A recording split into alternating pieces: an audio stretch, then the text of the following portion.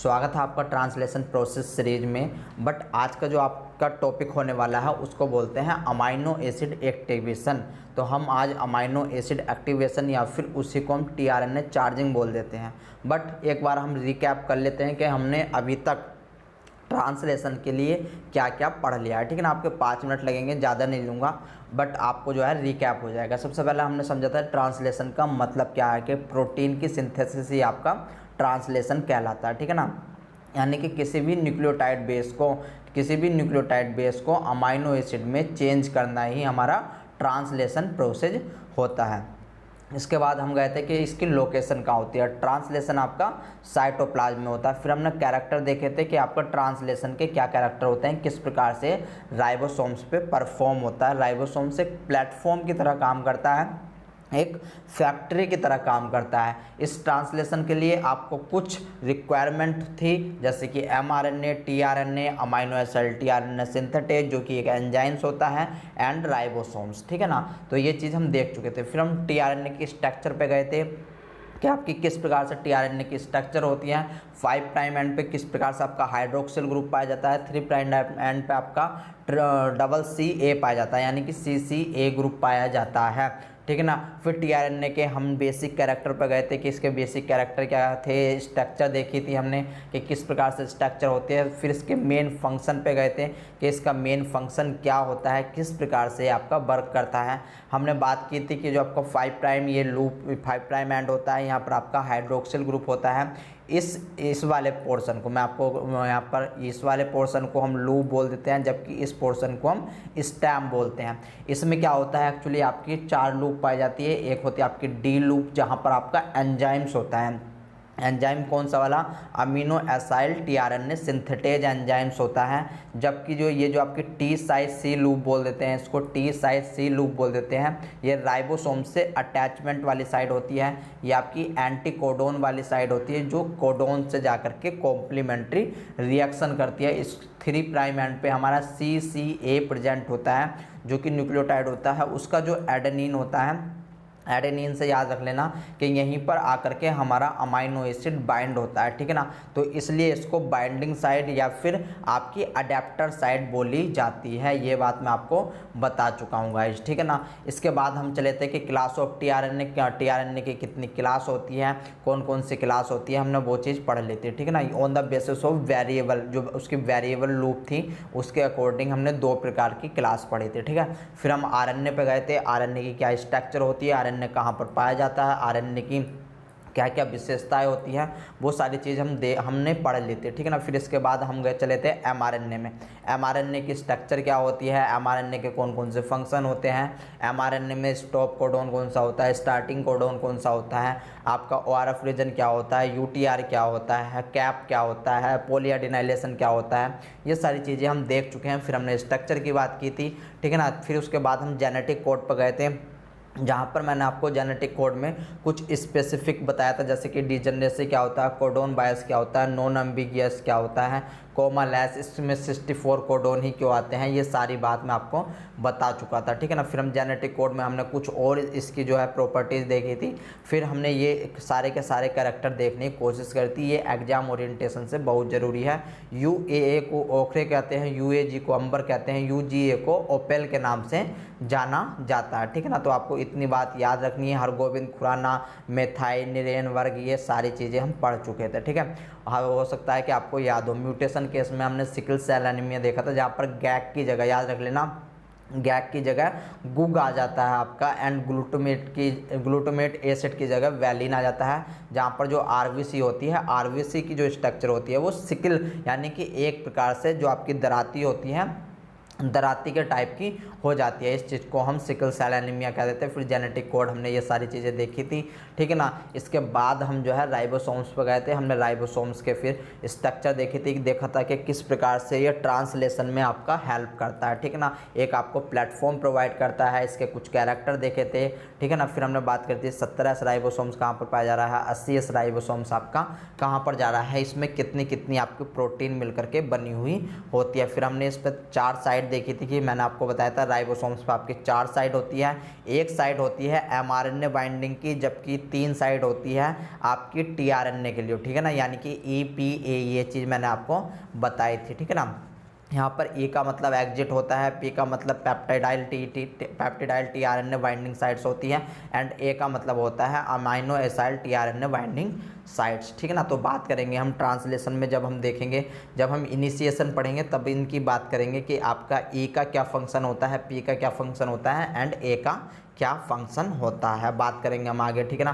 फिर यहाँ पर कुछ स्पेसिफिक मेन प्रोसेस लिखे हुए हैं, ए का क्या करैक्टर है, पी का क्या है, ई का क्या है, ये चीज़ आपको देखनी है, ठीक है ना। फिर हम इसके स्ट्रक्चर पे गए थे और ज़्यादा हमने स्ट्रक्चर देखने की यहाँ पर कोशिश करी थी, ठीक है। फिर इसके बाद हम बोबल हाइपोथेसिस पे गए थे, बोबल हाइपोथेसिस का यूज क्यों करते हैं, किस लिए करते हैं, वो सारी बातें हमने देखी थी। एंड गाइज ये आपका इम्पोर्टेंट था, यहाँ से क्वेश्चन आपका आ जाता है, ठीक है ना। फिर इसके हमने मेन कैरेक्टर देखे थे, एंड किस प्रकार से बोबल हाइपोथेसिस में एंटी कोडोन जो है वो कोडोन से, कौन कौन से कोडोन से आपका जो है कॉम्प्लीमेंट्री बना सकता है, स्टैंडर्ड पेयरिंग क्या थी, नॉन स्टैंडर्ड पेयरिंग क्या थी, ये सारी चीज़ हम देख चुके हैं। फिर हमने बात की थी इसके ऊपर जो आपसे पूछ लिया जाता है कि आपको एक कोडोन की चैन दे दी जाएगी एंड इसमें पूछ लिया जाएगा कि कितने tRNA की रिक्वायरमेंट आपसे होती है। यहाँ पर हमने 2 क्वेश्चन करे थे।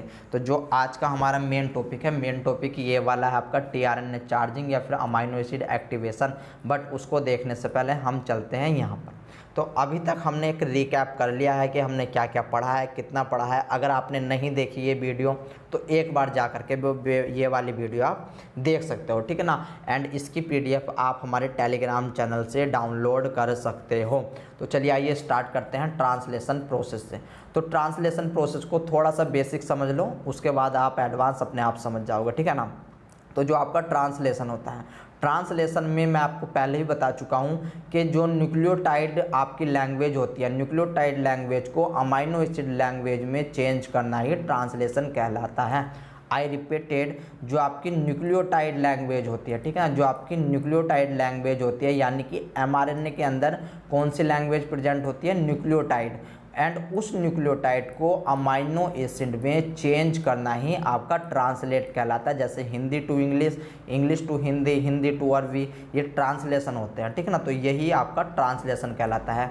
एंड ये ट्रांसलेशन प्रोसेस कहाँ पर होता है, जब आपकी mRNA से, याद रख लेना, जब आपकी mRNA से प्रोटीन का निर्माण होता है, जब आपका mRNA से प्रोटीन का निर्माण होता है तब ये वहाँ पर लगता है, यानी कि उस प्रोसेस को हम क्या बोलेंगे, ट्रांसलेशन प्रोसेस हम बोलेंगे, ठीक है ना। तो आपको इतनी बात याद रखनी है। अब इस ट्रांसलेशन में क्या होता है कि 4 स्टेप आते हैं। इस ट्रांसलेशन में 4 स्टेप आते हैं जो कि प्रोकैरियोटिक्स हो, यूकैरियोटिक्स हो, सबके लिए सेम होते हैं, ठीक है ना। सबके लिए स्टेप सेम होते हैं, लेकिन इनके अंदर जो होता है वो डिफरेंट होता है, तो हम उसकी बात करेंगे। बट ट्रांसलेशन में ओवरऑल 4 स्टेप आते हैं, चाहे आपका प्रोकैरियोटिक्स हो चाहे आपका यूकैरियोटिक्स हो, ये बात आपको याद रखनी है, ठीक है ना। तो वे 4 स्टेप कौन कौन से हैं। तो पहला स्टेप आपका आ जाता है amino acid activation, very very important, amino acid activation, ये आपका सबसे पहले ट्रांसलेशन में आता है। क्या होता है अमाइनो एसिड एक्टिवेशन, देखेंगे, लेक्चर लंबा जा सकता है बट आपको ध्यान से सुनना है। फिर इसी को, इस अमाइनो एसिड एक्टिवेशन को हम tRNA चार्जिंग के नाम से भी जानते हैं, ठीक है ना। या तो इसको हम tRNA चार्जिंग बोल सकते हैं या फिर आपका अमाइनो एसिड एक्टिवेशन हम इसको बोल सकते हैं। एंड गाइज इसी को हम प्री इनिशिएशन स्टेज के नाम से भी जानते हैं। तो आप इतनी बात भी याद रख लेना, मैं यहाँ पर लिख देता हूँ। हम इसी को यानी कि और लगा करके इसी को हम बोल देते हैं प्री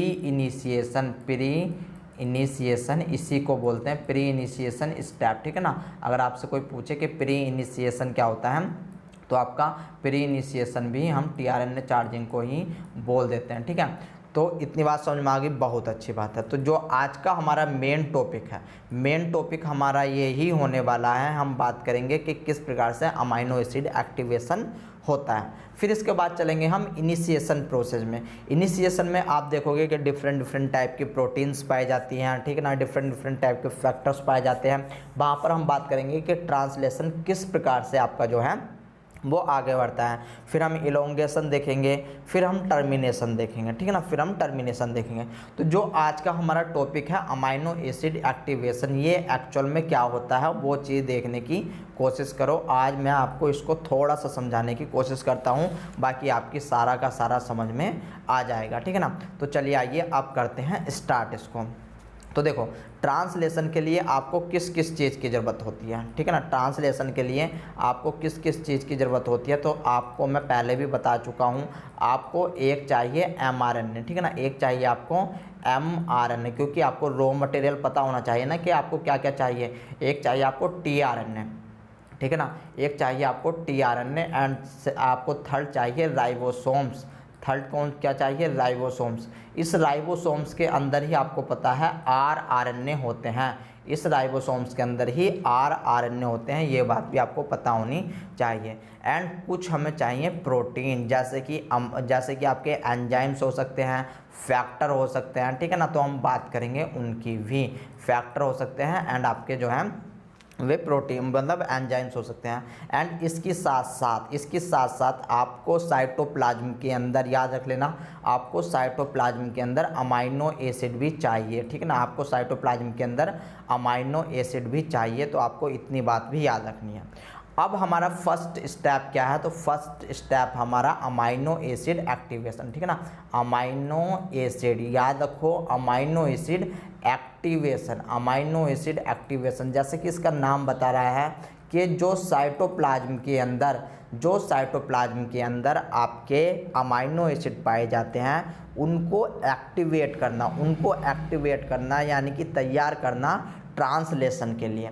या फिर इसको हमने दूसरा नाम भी दिया था, ठीक है ना, इसका हमने दूसरा नाम भी दिया था जिसको हमने tRNA चार्जिंग बोली थी, tRNA चार्जिंग बोली। तो देखो यहाँ पर नाम का बहुत ज़्यादा फर्क है, नाम में ही आपके जो है कॉन्सेप्ट छिपा हुआ है। क्या बोला था, tRNA चार्जिंग, ठीक है ना, tRNA चार्जिंग हमने बोला था। इतनी बात आपको पता होगी।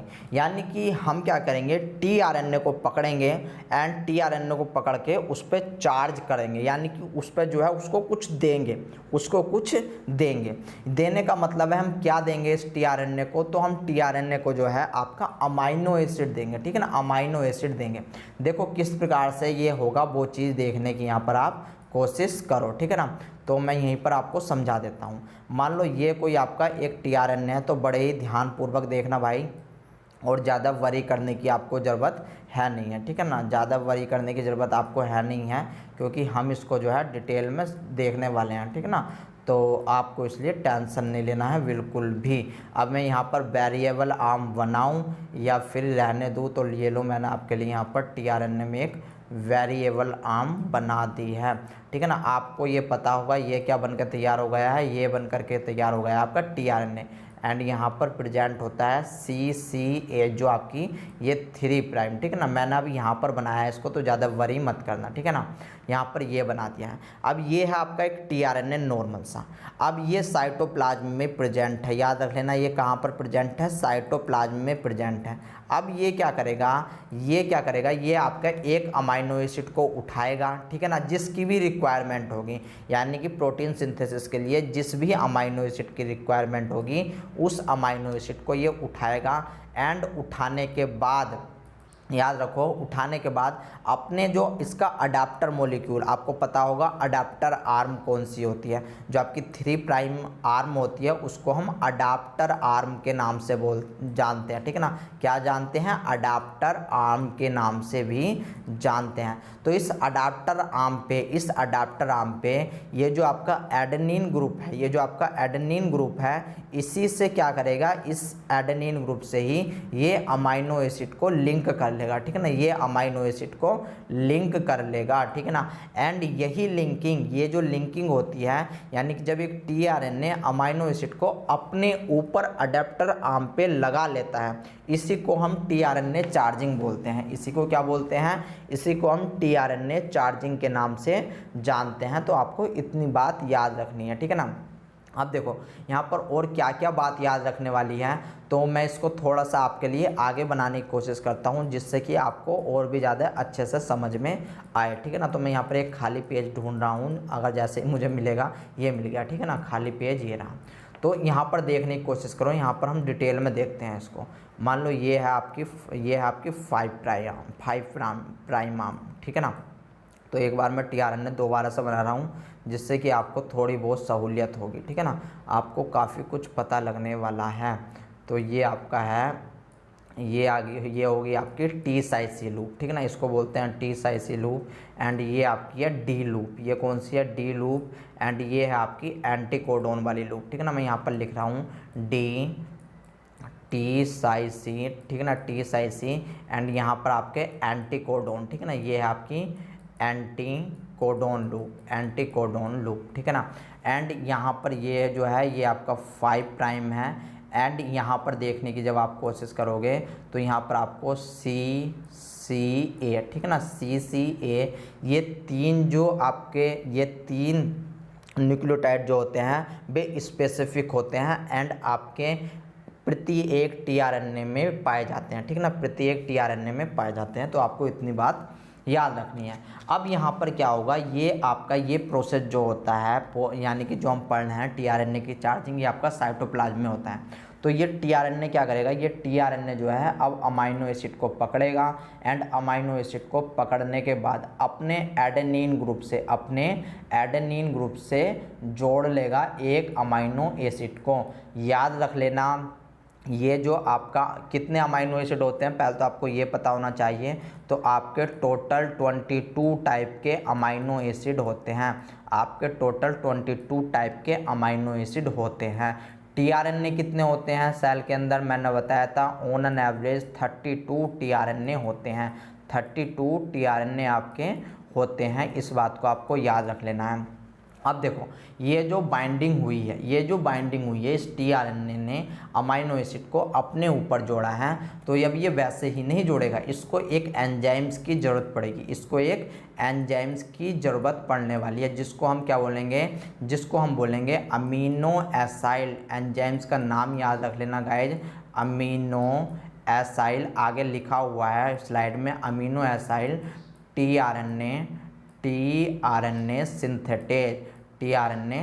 सिंथेटेज, मैं आप फिर भी यहाँ पर लिख रहा हूँ तो डोंट वरी, सिंथेटेज, ठीक है ना, सिंथेटेज। तो इस बात को आपको याद रखना है। तो ये हो गया आपका एक एंजाइम्स। अब एंजाइम्स कितने होते हैं, ठीक है ना, एंजाइम्स कितने होते हैं तो याद रख लेना, यहाँ पर आपके ऑलमोस्ट 20 टाइप के एंजाइम्स होते हैं, 20 टाइप के amino acyl tRNA synthetase enzymes होते हैं। ये बात आपको याद रखनी है। यानी कि जब आप यहाँ पर देखोगे तो यहाँ पर आपको अमाइनो एसिड, ठीक है ना, यहाँ पर आपको अमाइनो एसिड तथा एंजाइम्स की जो क्वांटिटी है, ठीक है ना, ओवरऑल इसको हम अगर 20 मान करके चलें तो यहाँ पर आपको 20 ही क्या मिल रहे हैं, 20 ही यहाँ पर आपको एंजाइम्स मिल रहे हैं। यानी कि अब हम कह सकते हैं, अब हम इस स्टेटमेंट से कह सकते हैं कि आपके प्रत्येक अमाइनो एसिड के लिए, अगर वैलिन है तो वैलिन के लिए एक अलग से अमाइनो एसिड टीआरएनए सिंथेटेज होगा, अगर ल्यूसीन है तो ल्यूसीन के लिए एक अलग से अमाइनो एसिड टीआरएनए सिंथेटेज होता है, ठीक है ना। तो हम इतना बोल सकते हैं क्योंकि अब आपको पता लग गया है कि आपके overall 20 amino acid tRNA synthetase पाए जाते हैं, ठीक है ना। इतनी बात पता चली, बहुत अच्छी बात है। अब देखो यहाँ पर अब और जानने वाली बात क्या है जो आपसे एग्जाम में पूछी जाती है। अब एग्जाम में आपसे यहीं से क्वेश्चन पूछा जाता है, तो आपको याद रखना है ये कौन सा है, 3 प्राइम, ये कौन सा है, 3 प्राइम। तो सबसे पहला क्वेश्चन आपका होता है कि आपके जो अमाइनो एसिड होते हैं वे टीआरएनए के स्ट्रक्चर में कहाँ पर आकर के अटैच होते हैं। तो आपको याद रखना है वे आकर के कहाँ पर अटैच होंगे, अडेप्टर आर्म पर, ठीक है ना। अडेप्टर आर्म कहाँ पर, आपकी 3 प्राइम एंड पर आपकी अडाप्टर आर्म है। एंड 3 प्राइम एंड पर भी कौन से, याद रख लेना आपको, कौन से न्यूक्लियोटाइड पा करके अटैच होगा, तो अटैच होगा एडेनिन पर, ठीक है ना। अटैच कहाँ पर होगा, एडेनिन न्यूक्लियोटाइड पर आकर के अटैच होगा। एंड एडेनिन के भी याद रख लेना, ये जो आपका एडेनिन है, इस एडेनिन के भी 3 प्राइम हाइड्रोक्सी यानी कि OH ग्रुप पे आकर के ये अमाइनो एसिड अटैच होता है। तो पॉइंट नंबर 1 ये हो गया है इम्पोर्टेंट। इसमें से 2 नंबर में से आपसे कुछ भी पूछ लिया जाएगा, ठीक ना। अब पॉइंट नंबर 2 सुनो भाई साहब, पॉइंट नंबर 2 सुनो। यहाँ पर जो अमाइनो एसिड है एंड ये एडेनिन है, इसके बीच में कौन सी बॉन्डिंग होती है, इसके बीच में बॉन्डिंग कौन सी होती है, क्या नाम होता है बॉन्ड का। तो आपको याद रखना है, यहाँ पर आपकी कोवेलेंट बॉन्डिंग होती है एंड कोवेलेंट बॉन्डिंग होती है, ठीक है ना। स्पेलिंग थोड़ी एरर हो सकती है। कोवेलेंट यहाँ पर एन नहीं है, कोवेलेंट बॉन्डिंग हो सकती है एंड कोवेलेंट में भी आपकी एस्टर बॉन्डिंग होती है, ठीक है ना, एस्टर बॉन्डिंग होती है। एंड ये जो एस्टर बॉन्ड होता है ये हाई एनर्जी रखता है। ये कैसी एनर्जी रखता है, ये आपकी हाई एनर्जी रखता है, ठीक है ना। यहाँ पर आपको कोवेलेंट दिख रहा है, तो वैसे ही बायोलॉजिकल सिस्टम में सबसे हाई एनर्जी रखता है वो कोवेलेंट बॉन्ड ही रखता है। तो यहाँ पर आपको हाई एनर्जी बॉन्ड देखने को ये मिलेगा, ठीक है। इसके बाद थर्ड बात आती है कि यहाँ पर कौन सा एंजाइम्स की रिक्वायरमेंट होती है। तो अभी हमने देखा अमीनो एसाइल टीआरएनए सिंथेटेज, इसको हम इस प्रकार से भी लिखते हैं, ठीक है ना। मैं अब आपको इसको लिखने का तरीका बताता हूँ, क्वेश्चन में आपको किस प्रकार से ये मिलेगा। तो यहाँ पर आपको स्मॉल ए कैपिटल RS, ठीक है ना, कैपिटल RS इस प्रकार से, यानी कि अमीनो एसाइल टीआरएनए, यहाँ पर RNA का R लिया, सिंथेटेज का यहाँ पर S लिया, यानी कि यहाँ पर हमें अमाइनो एसाइल टीआरएनए सिंथेटेज देखने को मिलते हैं। एंड यहाँ पर कितने मतलब टीआरएनए, अगर टीआरएनए है तो कितने टाइप के हमारे अमाइनो एसाइल टीआरएनए सिंथेटेज हो सकते हैं। तो आपको याद रखना है 20 टाइप के टीआरएनए सिंथेटेज होते हैं। कितने होते हैं, 20 टाइप के टीआरएनए सिंथेटेज हमारे होते हैं। इस बात को आपको याद रखना है। इतनी बात पता चली, बहुत अच्छी बात है। अब देखो भाई साहब, और जानने की यहाँ पर कोशिश करो कि यहाँ पर अब जो बॉन्डिंग हो रही है, ये जो बॉन्डिंग हो रही है ये किस किस के बीच में हुई, यानी कि एडेनिन का कौन सा ग्रुप था एंड अमाइनो एसिड का कौन सा ग्रुप था। तो यहाँ पर आपको याद रखना है, जो आपका एडेनिन है, इसका हाइड्रोक्सिल ग्रुप यानी कि OH ग्रुप, इसका OH ग्रुप, एंड जो आपका अमाइनो एसिड है, जो आपका यहाँ पर मैं AA लिख रहा हूँ, ठीक है ना, अमाइनो एसिड है, उसका कार्बोक्जिलिक ग्रुप यानी कि COOH, ठीक है ना, COOH। आपको अमाइनो एसिड की स्ट्रक्चर कुछ अगर याद ना हो तो मैं यहाँ पर बना देता हूँ। मान लो ये आपका C अल्फा है, यहाँ पर आपका हाइड्रोजन है, ये आपका COOH है, ठीक है ना, COOH है। एंड यहाँ पर आपका क्या आ जाता है, NH, ठीक है ना, यहाँ पर आपका NH आ जाता है, NH आप इसको 3 कर सकते हो, NH3+, ठीक है ना, NH3+। एंड यहाँ पर आपकी एक R ग्रुप लगी हुई होती है। ये आपका स्ट्रक्चर है एक अमाइनो एसिड का, ठीक है ना, ये आपका स्ट्रक्चर है आपका अमाइनो एसिड का। तो जो इसका ये COOH कार्बोक्जिलिक ग्रुप होता है, यही आकर के यहाँ पर अटैच होता है, यहीं पर आकर के यहाँ पर OH ग्रुप होता है, यहाँ पर OH ग्रुप होता है। एंड ये जो है आपका आकर के अटैच होता है, यानी कि जो आपकी बॉन्डिंग होगी वो इस प्रकार से होने वाली है, ठीक है ना। अब आपको पता लग गया कि यहाँ पर COOH बॉन्ड बनेंगे। तो अब जब ये बॉन्ड बन रहा है, तो इनको रिक्वायरमेंट किस चीज़ की है, इनको रिक्वायरमेंट है एनर्जी की। इनको रिक्वायरमेंट किस चीज़ की है, इनको रिक्वायरमेंट है एनर्जी की। तो यहाँ पर कितनी एनर्जी लगती है वो चीज़ आपके लिए इम्पोर्टेंट है, याद रख लेना। यहाँ पर आपकी 2 ATP लगती है, यहाँ पर आपकी कितनी लगती है, 2 ATP लगती है। अब यहाँ पर आपकी 2 ATP क्यों लगी, क्योंकि भाई साहब ये आपका 2 स्टेप प्रोसेस होता है। ये कैसा होता है, 2 स्टेप प्रोसेस होता है, ठीक है ना। 2 ATP तो आपकी याद रख लेना, 2 ATP आपकी फर्स्ट स्टेप में लग जाती है, लेकिन जो सेकंड स्टेप होता है वो भी आपका इम्पोर्टेंट होता है। ये खाली आपको याद रखने के लिए है कि 2 ATP यहाँ पर लगती है एक अमाइनो एसिड को चार्जिंग में, ठीक है ना। एंड ये आपका 2 स्टेप का प्रोसेस होता है। अभी हम आगे बात करेंगे और इसमें क्या हो सकता है, तो यहाँ पर हम और देखने की कोशिश करेंगे इस प्रोसेस का, अब इस प्रोसेस को एक नाम भी दिया गया है, ठीक है ना, इस प्रोसेस को एक नाम भी दिया गया है जिसको हम बोलते हैं एडिनाइलेशन। जिसको क्या बोलते हैं, जिसको हम बोलते हैं, प्रोसेस का नाम भी आपसे पूछ लिया जाता है, जिसको हम बोलते हैं एडिनाइलेशन, ठीक है ना। तो आपको ये एडिनाइलेशन वाला भी पॉइंट याद रखना पड़ेगा। फिर क्या होता है, अब सबसे मेन इंपॉर्टेंट बात आती है कि हमने ये इतना कर लिया, यानी कि टीआरएनए पर जो है आपका अमाइनो एसिड को ऐड कर दिया। अब इसका नोमेनक्लेचर कैसा होगा, यानी कि अब इसको कैसे बोला जाएगा, ठीक है ना। ये चीज़ वेरी वेरी इंपॉर्टेंट है कि ये चीज़ कैसे बोला जाएगा। यानी कि अब मैं यहाँ पर एक डिफरेंट टाइप का ही मार्कर लेता हूँ। मान लो ये आपका अमाइनो एसिड कौन सा था, वैलिन, ठीक है ना, ये आपका अमाइनो एसिड कौन सा था, वैलिन। तो जो ये आपका टीआरएनए होगा ये स्पेसिफिक होगा वैलिन के लिए, ऐसा नहीं कि कोई सा भी टीआरएनए हो जाए, ये आपका वैलिन के लिए ही स्पेसिफिक होगा ये टीआरएनए, ठीक है ना।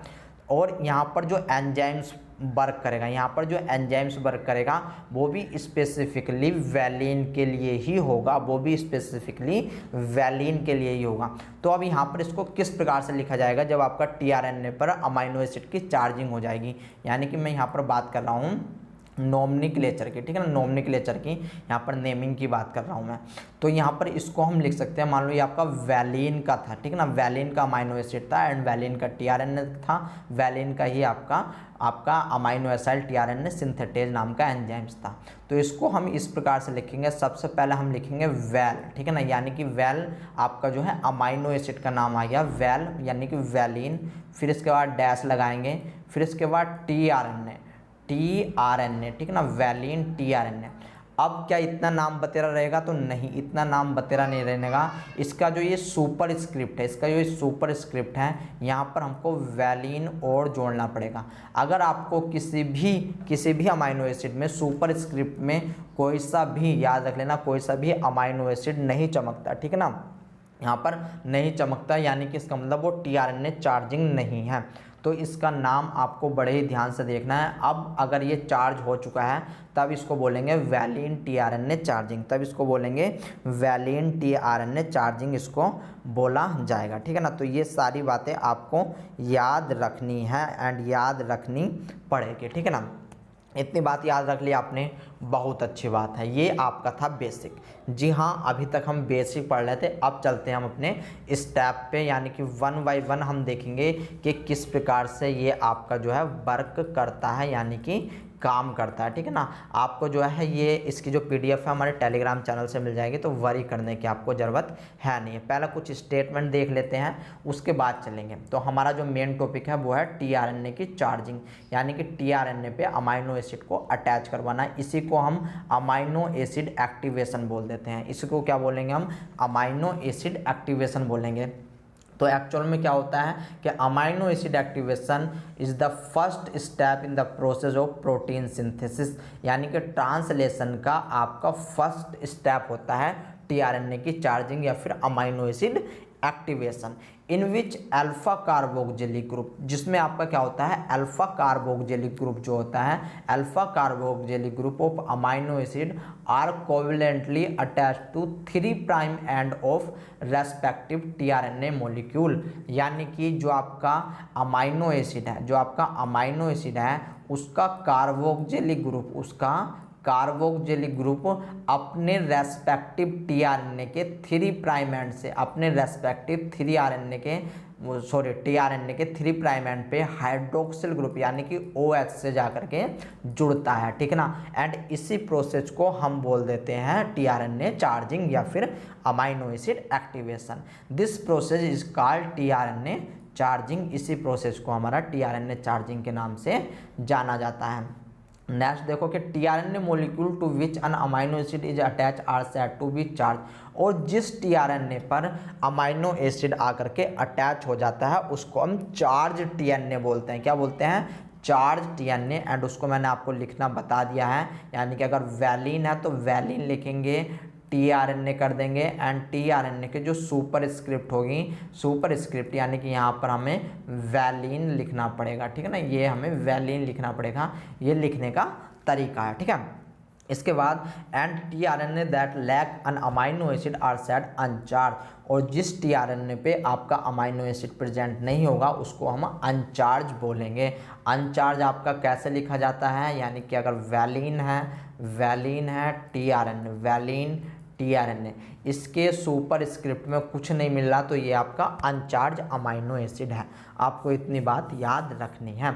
इसके बाद देखो, the covalent attachment of amino acid to tRNA fulfil to fundamental chemical requirement of protein synthesis.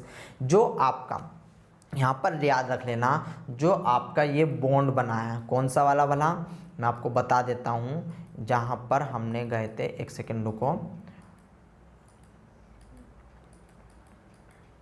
ये रहा, ये जो हमारा बॉन्ड बना है, ये जो हमारा बॉन्ड बना है स्पेसिफिक, ये हमारा बॉन्ड जो है दो प्रोसेस के लिए बनेगा, ठीक है ना। ये हमारा दो मतलब आगे चल करके फ्यूचर में दो स्टेप परफॉर्म करता है, फ्यूचर में चल के दो स्टेप परफॉर्म करता है।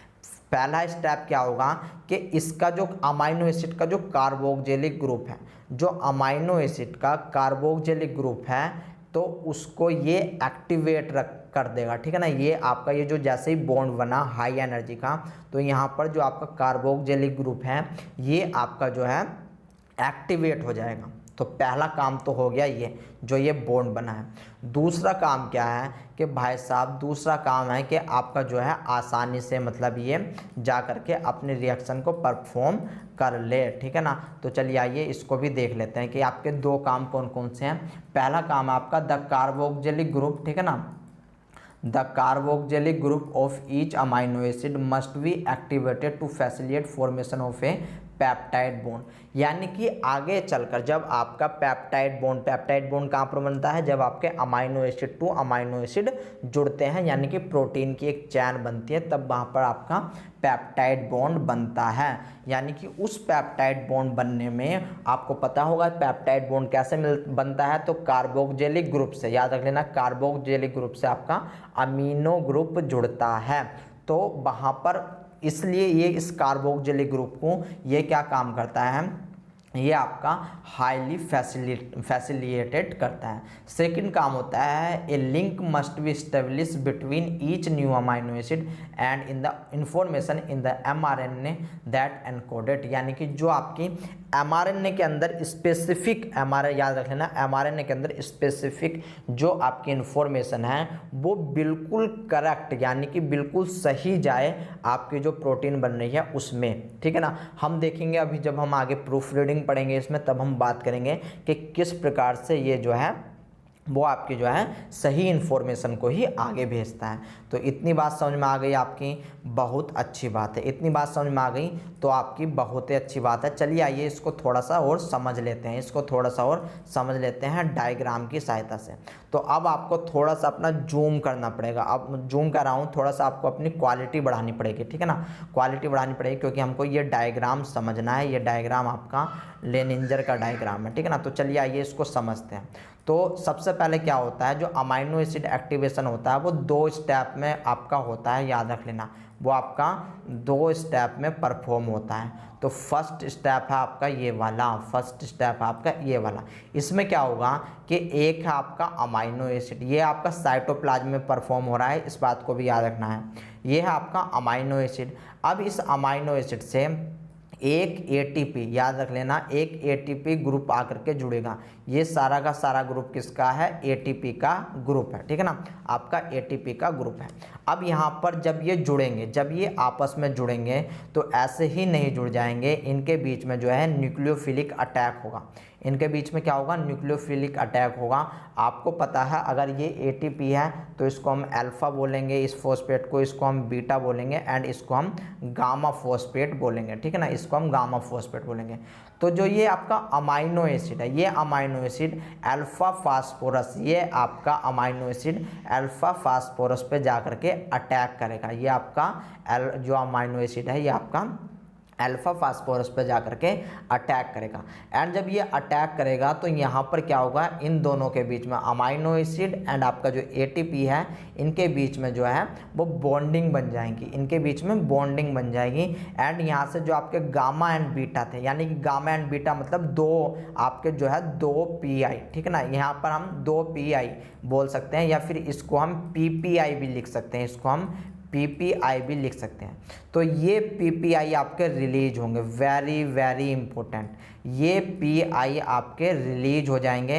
एंड यहाँ पर जो है कौन कौन से हुए हैं, कभी कभी आपसे पूछ लिया जाता है, तो आपको याद रखना है gamma and beta, gamma and beta pi आपके रिलीज हुए हैं। अब ये जो आपके पीआई रिलीज हुए हैं, अब ये तो आपके अलग पीआई रिलीज हो गए हैं। एंड यहाँ पर रिएक्शन हो जाती है, यहाँ पर रिएक्शन देखने की कोशिश करो। यहाँ पर जो रिएक्शन होती है, ये जो बॉन्ड बना है कार्बोक्सिलिक ग्रुप प्लस फॉस्फेट के बीच में, ये जो ग्रुप बना है इसको हम अमीनो एसाइल एडिनाइलेटेड, या फिर इस प्रोसेस को हम एडिनाइलेशन प्रोसेस के नाम से जानते हैं। याद रख लेना, ये जो आपका ग्रुप बना है इसी को हम एडिनाइलेशन, इसी को क्या बोलते हैं, एडिनाइलेशन बोल देते हैं, इसी को हम एडिनाइलेशन बोल देते हैं। अब यहाँ पर आपको दिख रहा होगा कि जब हमने इसको एडिनाइलेशन बोला तो यहाँ पर क्या हो रहा है कि ये जो आपका फॉस्फेट था, ये फॉस्फेट कहाँ पर प्रेजेंट होता है, ये आपका 5 प्राइम पे प्रेजेंट होता है, आप सभी को पता है। तब इसको हम बोल सकते हैं 5 प्राइम अमीनो एसाइल एडिनाइलेज, यानी कि आपका जो है एडिनाइलेटेड अमीनो एसाइल AMP, ठीक है ना, तो इसको हम ये भी बोल सकते हैं। अब यहाँ पर आपको पता लग गया है कि आपका जो है ये ग्रुप बन गया है जिसको हमने 5 प्राइम अमीनो एसाइल एडिनाइलेट बोला है, ठीक है ना, ये, और इस प्रोसेस को हम एडिनाइलेशन बोल देते हैं। इस प्रोसेस को क्या बोलेंगे हम, एडिनाइलेशन प्रोसेस बोलेंगे। अब यहाँ पर आपको एक बात और याद रखनी है कि आपके जो ये 2 पीआई निकले हैं, आपके जो ये 2 पीआई निकले हैं, ये आगे चलकर यानी कि ये सेकंड स्टेप में, जो सेकंड स्टेप होगी उसमें ये यूज होने वाले हैं, उसमें ये यूज होने वाले हैं। तो आपको इतनी बात पता होनी चाहिए, ठीक है ना, यानी कि यहाँ पर निकलना और इनका आगे यूज होना एक प्रकार से स्ट्रैटेजी का खेल था, यानी कि ट्रांसलेशन स्ट्रैटेजी का खेल था। तो यहाँ पर अब आपको क्या देखने को मिला, यहाँ पर आपको देखने को मिला भाई साहब कि आपका एक ग्रुप बन गया है जिसमें क्या क्या प्रेजेंट है, जिसमें आपका अमाइनो एसिड प्रेजेंट है एंड आपका AMP प्रेजेंट है, ठीक है ना, AMP प्रेजेंट है। अब इसको हमने AMP क्यों कहा, क्योंकि यहाँ पर एक ही फॉस्फेट है, तो अब ये ATP से AMP बन गया, ATP से AMP बन गया, इसको इसलिए हम amino acyl AMP, amino acyl AMP के नाम से भी जानते हैं, ठीक है ना। इतनी बात पता चली, बहुत अच्छी बात है। अब यहाँ तक, अब इसके बाद आती है बारी tRNA की, इसके बाद बारी आती है tRNA की। तो tRNA की बारी आने से पहले, ठीक है ना, tRNA की बारी आने से पहले यहाँ तक ये आपका फर्स्ट स्टेप था, ये आपका फर्स्ट स्टेप था, आपको इतनी बात समझनी है। अब इसके बाद क्या होगा कि यहाँ पर जो हमने एंजाइम्स पढ़ा था, जो tRNA के लिए इम्पोर्टेंट एंजाइम्स था, ठीक है ना, जो अटैच करवा रहा था, जो बॉन्डिंग बना रहा था, जिसको हमने अमीनो एसाइल tRNA सिंथेटेज बोला था, ठीक है ना, अगर मैं शॉर्ट में लिखना चाहूँ AARS, ठीक है ना, AARS। तो ये जो एंजाइम्स होता है, अब इस एंजाइम्स की 2 क्लास होती हैं, इस एंजाइम्स की 2 क्लास होती हैं on the basis of tRNA, ठीक है ना, on the basis of tRNA, यानी कि अब आपके 2 प्रकार की क्लास होती है अमाइनो एसिड की। यानी कि अगर मैं यहाँ पर बात करूँ क्लास 1, यहाँ पर मैं बात करूँ क्लास 1, अब मैं इसको आपको समझा ही देता हूँ, ठीक है ना, आपको मैं इसको थोड़ा सा समझा देता हूँ कि किस प्रकार से आपकी क्लास बनी है। तो यहाँ पर देखो, क्लास ऑफ सिंथेटेज, यानी कि जो आपका अमाइनो एसाइल tRNA सिंथेटेज है, उसकी क्लास कैसे बनती है एंड कैसे कैसे होती है। तो amino acyl tRNA synthetase can be divided into 2 class of approximately 10 member each term, class 1 and class 2, यानी कि जो आपका अमाइनो एसाइड 2 क्लास में बांट सकते हैं। क्लास 1 एंड आपकी क्लास सेकंड, ठीक है ना, क्लास 1 एंड आपकी क्लास सेकंड। और ये यहाँ पर क्या होता है कि आपके ऑलमोस्ट 10 अमाइनो एसिड इसमें पाए जाएंगे एंड 10 अमाइनो एसिड इसमें पाए जाएंगे, टोटल मिलाकर के 20 जो कि आपके पूरे हो जाते हैं, ठीक है ना। And these two class have entirely different structure, और इनकी जो स्ट्रक्चर होती है यानी कि on the basis of structure आप कह सकते हो कि स्ट्रक्चर के बेस पे हमने जो है वो टीआरएनए सिंथेटेज को 2 क्लास में बांटा है, या फिर आप कह सकते हो कि हम स्ट्रक्चर के बेस पे इसको इस प्रकार से बांटते हैं, ठीक है।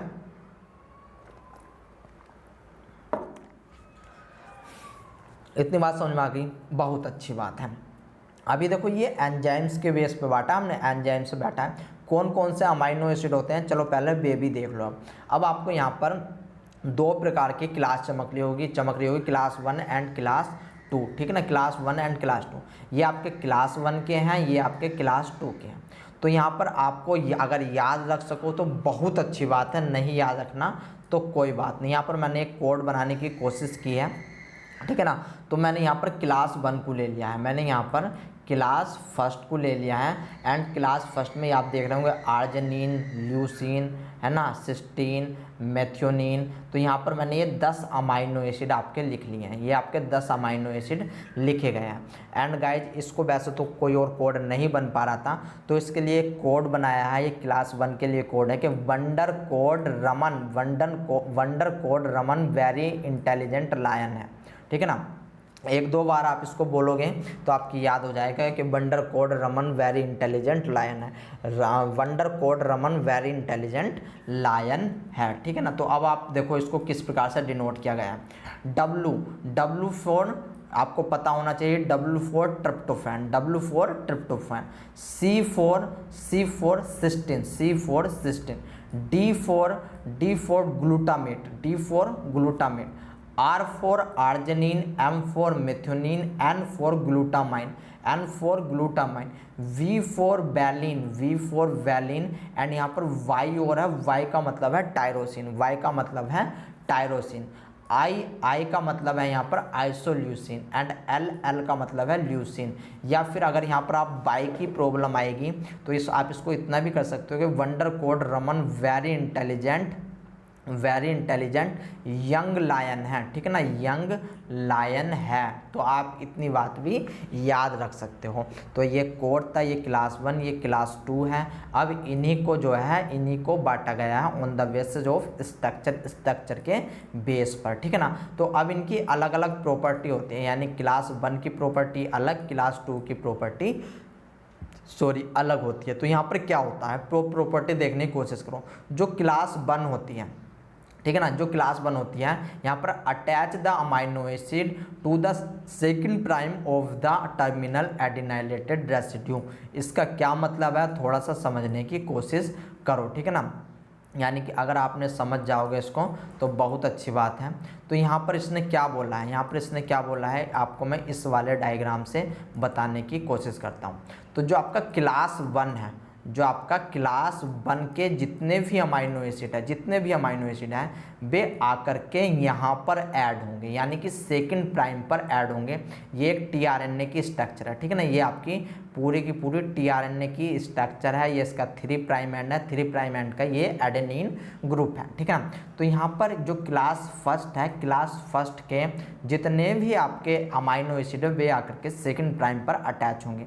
लेकिन मैंने आपको बताया है कि टीआरएनए की सिंथेसिस के लिए आपको जो अमाइनो एसिड का एक्टिवेशन है वो 3 प्राइम पर होना मांगता है, यानी कि 3 प्राइम पर ही जरूरी है। तो अब क्लास फर्स्ट के क्या हो रहे हैं, सेकंड प्राइम पर आकर के अटैच हो रहे हैं। अब इनमें एक और स्टेप होगा, ठीक है ना, जो आपका क्लास फर्स्ट के जो अमाइनो एसिड टीआरएनए सिंथेटेज है इसमें आपका एक और स्टेप होगा।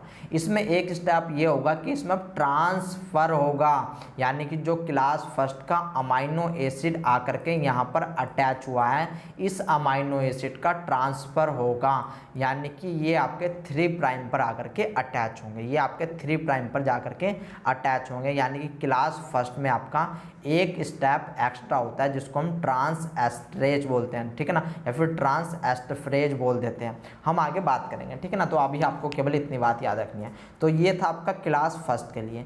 अब जो क्लास सेकंड होती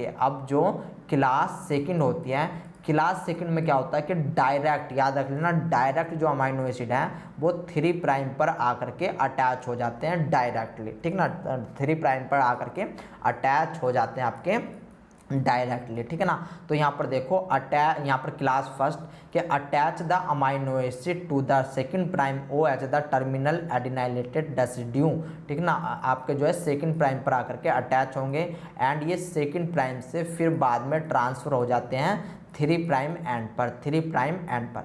जबकि जो आपके क्लास सेकंड के जो एंजाइम्स हैं जो अमाइनो एसिड ट्रांसफ़र करेगा, जो अमाइनो एसिड जो है चार्जिंग करेगा, वो क्या है कि attach to the amino acid 3 prime OH tRNA, ठीक है ना, यानी कि यहाँ पर डायरेक्ट जो है 3 प्राइम पर आकर के अटैच हो रहे हैं। इसके बाद देखो सेकंड स्टेप के दे आर जनरली मोनोमेरिक। जो क्लास फर्स्ट होते हैं इनके जो भी आपके एंजाइम्स होते हैं वे आपके मोनोमेरिक फॉर्म में होते हैं, जबकि जो आपका क्लास सेकंड होता है ये टिपिकली डाइमेरिक एंड टेट्रामेरिक होते हैं। यानी कि यहाँ पर याद रख लेना क्लास फर्स्ट का जो सिस्टीन है, जो आपका cysteine tRNA synthetase and methionine tRNA synthetase होते हैं, ये आपके डाइमर बनाते हैं, उसमें भी ये आपके 2 अल्फा सब यूनिट रखते हैं, यानी कि ये आपका एक्सेप्शन है, इसी प्रकार से जो आपका क्लास सेकंड होता है उसमें glycine tRNA synthetase and phenylalanine tRNA synthetase are tetramer of alpha 2 beta 2 सब यूनिट व्हाट एनिलीन आर। आप इसको याद रखना चाहो तो याद रख सकते हो, ना रखना चाहो तो भी कोई बात नहीं।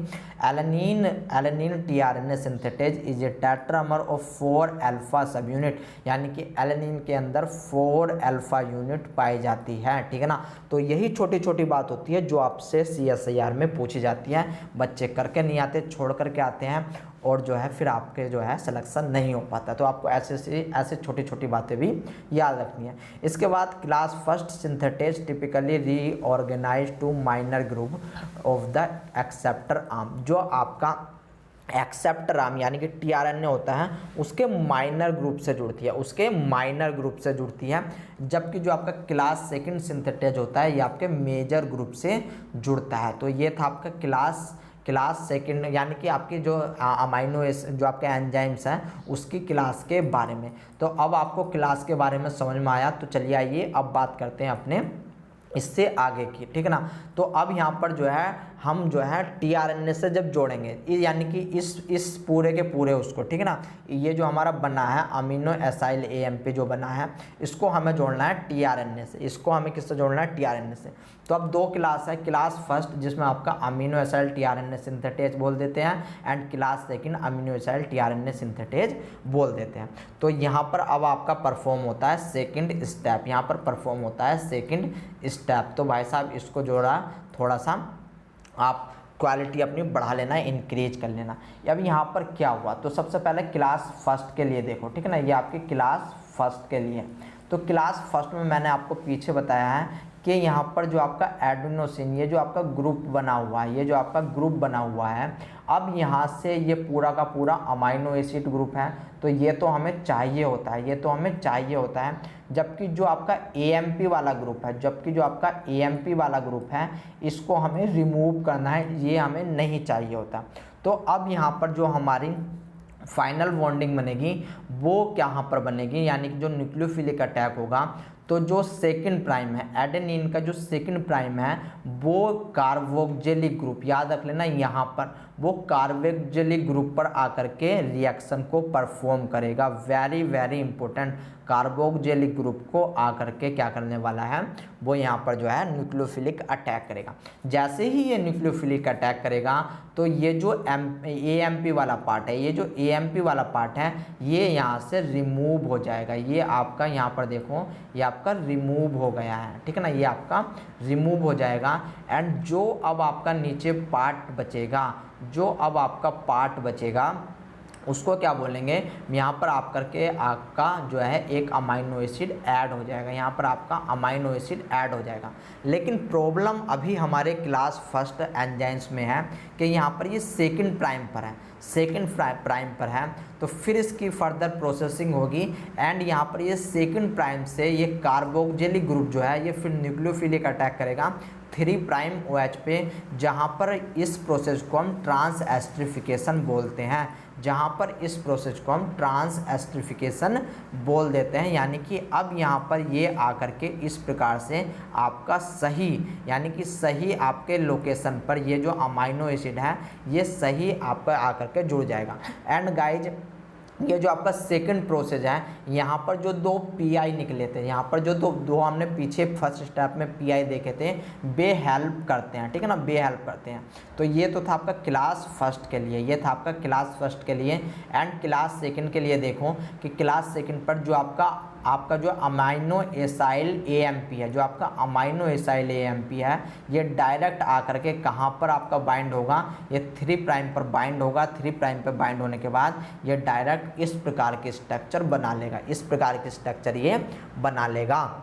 तो गाइज इस प्रोसेस को ही हम बोलते हैं अमाइनो एसिड एक्टिवेशन या फिर tRNA चार्जिंग, या फिर इसको क्या बोलेंगे हम, tRNA चार्जिंग बोलेंगे, ठीक है ना। यहाँ पर देखने की कोशिश करो कि amino acyl group is transfer to the second prime OH to the 3 prime terminal A residue to tRNA releasing AMP, ठीक है ना। और इसके बाद इसमें क्या होता है, AMP आपकी रिलीज हो जाती है, AMP आपकी रिलीज हो जाती है। और ये जो आपका tRNA बना है इसको हम क्या बोलेंगे, यानी कि जौन सा भी यहाँ पर आकर के अमाइनो एसिड जुड़ेगा, मान लो ये अमाइनो एसिड ग्लाइसिन है, तब हम इसको बोलेंगे ग्लाइसिन, यानी गिलाई का GLY ले लेंगे, गिलाई tRNA एंड इसके सुपर स्क्रिप्ट में हमें गिलाई लिखना पड़ेगा, ठीक है ना। यानी कि अब ये हमें बताता है कि आपकी जो है ग्लाइसिन की चार्जिंग हो चुकी है, ग्लाइसिन अमाइनो एसिड की चार्जिंग हो चुकी है। तो आई होप गाइज आपकी समझ में ये आया होगा, ठीक है ना, ये आया होगा। अब इसके कुछ बेसिक जो है बेसिक चीज़ें जान लेते हैं, और भी बेसिक चीज़ें जाननी है। तो देखो हमने फर्स्ट स्टेप में क्या सीखा कि आपका एक अमाइनो एसिड था, वहाँ पर हमने एक ATP जो है उससे जोड़ा, ठीक है ना, एक ATP जुड़ा, तो यहाँ पर हमें क्या मिला, यहाँ पर हमें मिला कि अमाइनो एसिड से AMP जुड़ गया है एंड हमारे PPI जो है बाहर निकल गए हैं, ये PPI हमारे बाहर निकल गए हैं। एंड फिर इसके बाद सेकंड स्टेप में ये जो हमारा अमाइनो एसिड AMP था, अमाइनो एसिड AMP था, इसको हमने लिया एंड tRNA से जोड़ दिया। एंड tRNA से जोड़ने के लिए हमको जो एनर्जी की रिक्वायरमेंट पड़ेगी वो हमारी PPI से आएगी, ठीक है ना, हमारी PPI से आएगी। एंड यहाँ पर हमारा हमारा क्या बन जाएगा, हमारा अमाइनो एसिड tRNA बन जाएगा, ठीक है ना। एंड ये AMP जो है ये आपका बाहर रिलीज हो जाएगा, ये आपका बाहर रिलीज होएगा जाएगा। तो ये 2 स्टेप प्रोसेस आपका होता है, ठीक है ना। एंड इस सब के लिए याद रख लेना, जो आपका एंजाइम्स काम कर रहा है उसको एक कोफैक्टर की ज़रूरत पड़ेगी, उसको एक कोफैक्टर की ज़रूरत पड़ेगी। एंड इस कोफैक्टर का नाम आपको याद रखना है, उसका नाम है Mg2+, यानी कि आपका डाइवेलेंट होता है ये, तो इसको फैक्टर को आपको याद रखना है, ठीक है ना। ये पूरी की पूरी ओवरऑल एक रिएक्शन है। तो आइए अब तक हमने क्या पढ़ा है थोड़ा सा देख लेते हैं। अब आपको समझ में ये डायग्राम आ रहा होगा, ठीक है ना। अगर नहीं भी आ रहा तो भी कोई बात नहीं, क्योंकि मैंने आपको बहुत अच्छा वाला आपको डायग्राम पढ़ा दिया। तो अब कुछ और जो हमारी लिखने वाला है, जो समझने वाला, जो एग्जाम टाइम में आपको याद रहेगा वो देख लेते हैं स्टेटमेंट, ठीक है ना, क्योंकि स्टेटमेंट पढ़ना बहुत ज़्यादा ज़रूरी हो जाता है। प्रोसेस आपने समझ लिया है। तो tRNA चार्जिंग यानी कि attachment of an amino acid to specified tRNA is term amino acylation.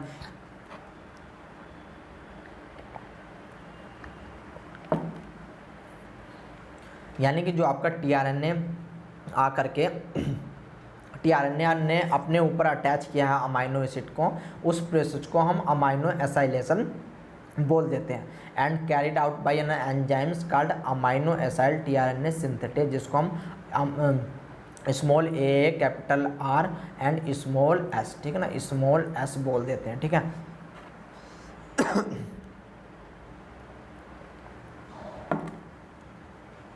ज़्यादा बोलने से गला जो है वो सूख जाता है, ठीक है ना, इसलिए बीच बीच में पानी पीना पड़ता है। अब यहाँ पर सेकंड देखो कि all amino tRNA synthetase attach an appropriate amino acid to specified tRNA in 2 step, यानी कि जो आपके टीआरएनए एंड अमाइनो एसिड की जो बाइंडिंग होती है, अटैचमेंट होता है, वो वेरी स्पेसिफिक होता है एंड 2 स्टेप में आपका परफॉर्म होता है।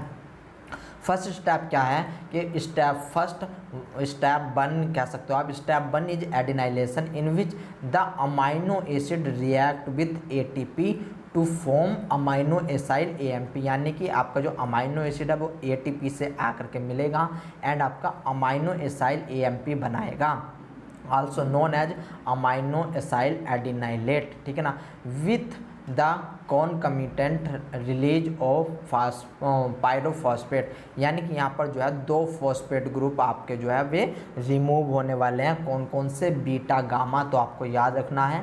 As a result of adenylation the amino acid is attach to adenylic acid by high energy ester bond, और जो यहाँ पर बॉन्ड बनेगा वो आपका एस्टर बॉन्ड होगा, in which the carbonyl group of the amino acid is join the phosphoric group, very important step। First में आपके कार्बोनिल ग्रुप एंड फास्फोराइल ग्रुप में आपकी जो है बॉन्डिंग हो रही है, आपको ये बात भी स्पेसिफिकली याद रखनी है, इम्पोर्टेंट बात है ये, तो इस बात को आपको याद रखना है। सेकंड स्टेप देखो, सेकेंड स्टेप में है कि tRNA charging in which the adenylated amino acid which remain tightly bound the synthetase react with tRNA, यानी कि यहाँ पर क्या हो रहा है कि जो आपका अमाइनो एसिड है वो टीआरएनए से आकर के अब आपका जो है बाइंड कर रहा है, ठीक है ना, और टाइटली बाइंड कर रहा है।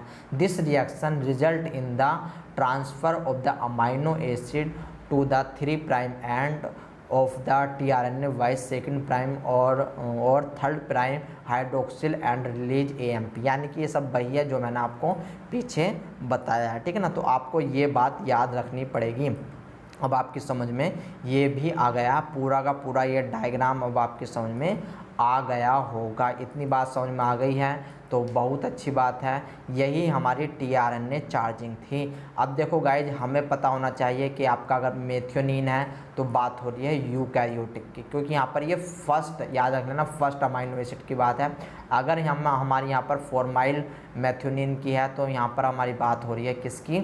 हमारी बात हो रही है प्रोकैरियोटिक्स की। तो हम बाद में देखेंगे जब हम स्पेसिफिक बात करेंगे प्रोकैरियोटिक यूकैरियोटिक इनिशिएशन में, ठीक है ना, तब हम बात देखेंगे। एंड ये जो प्रोसेस मैंने आपको पढ़ाया देखो ये सेम वही डायग्राम है, ये छोटे छोटे डायग्राम रखे हुए हैं तो आप इनको भी समझ सकते हो, ठीक है ना।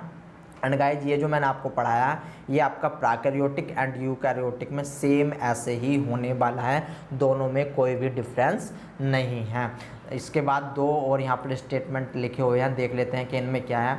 The alpha carboxylic group of amino acid is attach to 3' OH group of adenine residue of trinucleotide sequence of 3' end group, यानी कि मैंने ये आपको बता दिया है कि जो आपका टीआरएनए के अंदर जो एडेनिन है, ठीक है ना, टीआरएनए के अंदर जो एडेनिन है उसका 3' OH एंड अमाइनो एसिड का जो कार्बोक्सिलिक ग्रुप होता है उनके बीच में जो है आपका एस्टर बॉन्ड बनता है, तो ये बात आपको याद रखनी है। Activation of each amino acid require hydrolysis of 2 high energy phosphate bond ATP, यानी कि यहाँ पर 2 आपके जो पीपीआई निकल रहे थे, यानी कि 2 पीपीआई मतलब यानी कि उसको हम अगर एक पीआई को अगर एक एटीपी के रूप में मान लें तो आपके 2 एटीपी यहाँ पर लग रहे हैं, ठीक है ना, इसलिए यहाँ पर इसको 2 एटीपी बोला जाता है। तो इतनी बात समझ में आ गई, बहुत अच्छी बात है। तो अब तक हमने क्या सीखा है, थोड़ा सा 1 मिनट का रिवीजन कर लेते हैं, उसके बाद हम जो है आगे बढ़ेंगे, ठीक है ना, उसके बाद हम आगे बढ़ेंगे। हमारा टॉपिक था टीआरएनए चार्जिंग क्या होता है, हमने डिटेल में बात की, ठीक है ना, फिर इसके बाद हमने ट्रांसलेशन प्रोसेस को देखा कि आपका ट्रांसलेशन प्रोसेस किस प्रकार से 4 स्टेप में परफॉर्म होता है, ठीक है। फिर हमने बात की कि आपका कैसे आपका बॉन्डिंग बन रही है, किस प्रकार से बॉन्डिंग बन रही है। फिर हमने बात की कि टीआरएनए चार्जिंग में कितने स्टेप आते हैं, तो हमने स्टेप के बारे में भी भली भांति जाना। फिर इसके बाद हमने बात की कि कितने आपके जो है स्टेप में किस किस प्रकार से वे आपके परफॉर्म होते हैं। फिर एक कोफैक्टर के बारे में हमने जाना, फिर हमने पूरा का पूरा एक स्ट्रक्चर की सहायता से इसको समझा, ठीक है ना, जिसमें हमने स्टेप फर्स्ट में क्या हो रहा है आपका, स्टेप सेकंड में क्या हो रहा है, ये सारी चीज़ देखने की कोशिश करी कि आपका किस प्रकार से हो रहा है या फिर चल रहा है, ठीक है ना। फिर इसके बाद हमने क्या काम किया कि हमने आपको और बताया कि क्लास 1 एंड क्लास सेकंड आपकी किस प्रकार से जुड़ रही है, class first and class second आपकी किस प्रकार से जुड़ रही हैं। एंड इसके बाद हमने ये आपका कोई मतलब ये नहीं है, ये मैं आपको आगे इनिशिएशन में बताने वाला हूँ। एक डायग्राम और रखा है, इसको आप समझ जाना। फिर ये 2 स्टेटमेंट लिखे हुए हैं, इनको आप एक बार देख लेना, ये सारे स्टेटमेंट मैं आपको समझा चुका हूँ। फिर हमने क्लास फर्स्ट क्लास सेकंड की बात की थी कि आपका सिंथेटेज के बेस पे किस प्रकार से एंजाइम्स को हम डिवाइड कर सकते हैं। एंड इसके लिए गाइज मैंने आपको ये एक कोड भी बताया था, तो ये कोड याद रखना, wonder code Raman very intelligent lion है, ठीक है ना। तो आपको ये बात याद रखनी है। इसके बाद अब बारी आती है हमारी प्रूफ रीडिंग की, ठीक है ना। Proof reading activity of amino acyl tRNA synthetase, यानी कि ये जो एंजाइम्स है, इस एंजाइम्स ने जो अमाइनो एसिड को टीआरएनए के ऊपर लगाया है, इसने जो टीआरएनए के ऊपर लगाया है वो सही लगाया है, गलत लगाया है, अच्छा लगाया है, बुरा लगाया है, वो चीज़ हमें देखनी है। तो इसकी बात करेंगे हम अपने नेक्स्ट क्लास में दोस्तों। ये आपकी देखो जितना पोर्शन पीछे का इम्पोर्टेंट था, ये उससे डबल इम्पोर्टेंट है, ये उससे डबल इम्पोर्टेंट है, क्योंकि ये आपका CSIR का फेवरेट होता है, ठीक है ना। ये आपका CSIR का फेवरेट होता है। तो इसको समझने के लिए आपको नेक्स्ट क्लास देखनी पड़ेगी दोस्तों। तब तक के लिए टाटा एंड बाय बाय।